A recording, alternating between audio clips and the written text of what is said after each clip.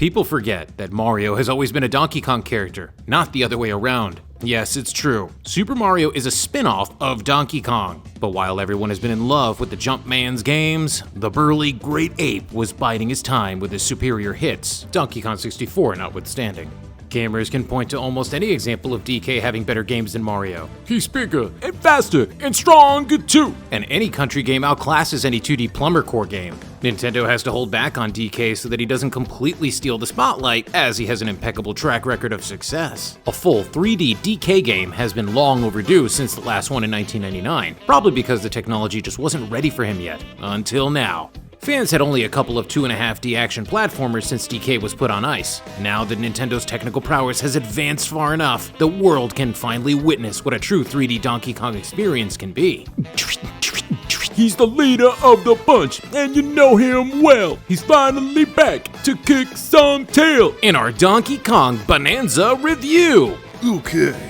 It doesn't take long before you realize that Donkey Kong Bananza is going to be a special game. Donkey Kong is depicted as a miner, smashing gaping caves through solid rock. He meets a tween, Pauline, and gradually inspires her to embrace her singing ability while they go on a trip deeper into the planet's core. Things are not what they seem since the Void Co. mining company has moved in with their destructive equipment and is hoarding all of the Banandium. What are they after? And what are they doing with all these banana gems? The truth and the utterly insane climax will go way above and beyond expectations, setting the bar high for all future Nintendo games. Most gamers don't go into the majority of cartoony Nintendo platformers expecting much of a story, and part of that still rings true in Bananza. But anyone who grew up playing the Donkey Kong Country games will feel an overwhelming wave of catharsis. Even fans of Super Mario Odyssey will be shocked and in awe at where the game goes. What differentiates DK from Mario?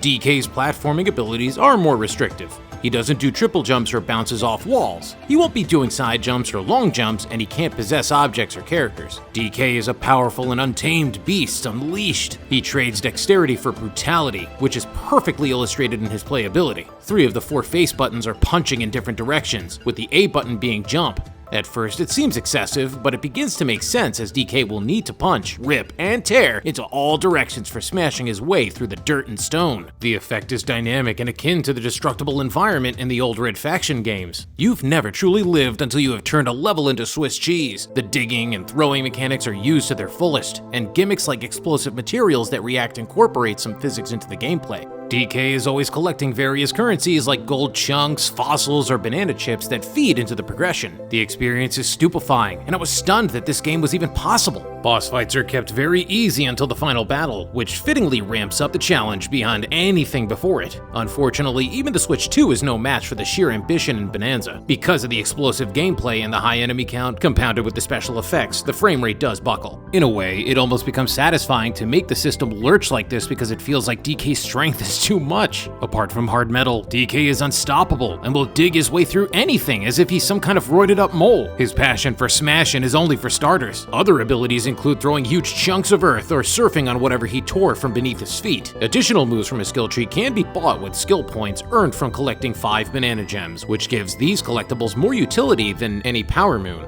Bananza has no shortage of collectibles, and while it doesn't go to the absurd lengths as Koroks in Breath of the Wild or the Moons in Odyssey, they're more meaningful with more thought put into how you go about getting them. The sheer density of challenges packed into the sprawling levels is intoxicating. Everywhere you go, there's something to see or do. Aimless exploration and blindly digging around somehow always leads DK to somewhere interesting where there's bananas to collect. Even challenge rooms pop up, which can range from platforming gauntlets, battle arenas, or full-on nostalgic 2D stages. Buying up outfits has a purpose and adds buffs and benefits to DK's repertoire. Buying up safe houses offers temporary HP boosts so you can save skill points for other upgrades.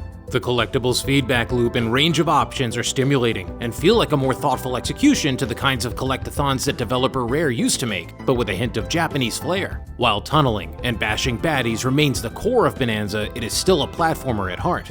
DK is more nimble and mobile than he's ever been. He can climb on any non-slick surface and gain aggressive momentum while rolling, jumping, and getting just enough hang time when attacking in midair. It feels as if DK can do anything, and playing as him feels fluent and wild like the unruly beast that he is. DK's moveset is expanded with the animal transformations, which seems like an homage to Banjo-Kazooie. Unlike Banjo, DK doesn't get restricted from his normal abilities. For example, the hideous ape ostrich abomination lets him glide and drop egg bombs. Having more variety is cool, but the DK animal hybrids are unsightly character designs and border on nightmarish. Instead of the ugly transformations, DK should have been riding his animal buddies.